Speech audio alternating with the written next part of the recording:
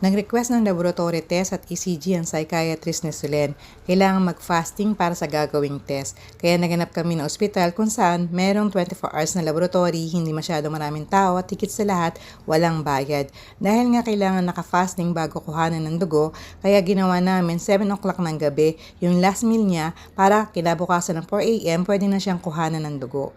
Bago kami umalis ng bahay, pinainom namin siya ng Benadryl para antukin muna siya at may iwasang humingi ng pagkain at tubig habang naghihintay magawa ang procedure. Nag-register muna kami sa entrance dun sa may guard at ito nga ang binigay sa amin.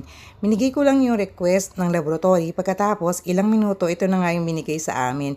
Akala ko babayaran muna bago magawa yung procedure pero sabi sa akin hindi ko na daw kailangan bayaran kasi under daw kami sa ND or no donation. Saktong 4 a.m. pinapasok na kami. Ginising na lang namin si Sulen. Nung una mga intern sana ang kukuha ng dugo. Pero nung sa unang try na hindi successful, yung mismong head na nila nung time na yon ang gumawa. May kapatid din siya may autism kaya mas alam niyang kausapin si Sulen. Medyo pumipigla si Sulen kaya kinailangan namin siyang hawakan. Si daddy niya sa may balikat, ako sa may hita at yung isang intern kanang kamay at yung isang intern ang humawak sa kaliwang kamay para hindi niya magalaw. Sa huli, laking pasasalamat namin mag-asawa dahil nagawa ng maayos ang procedure.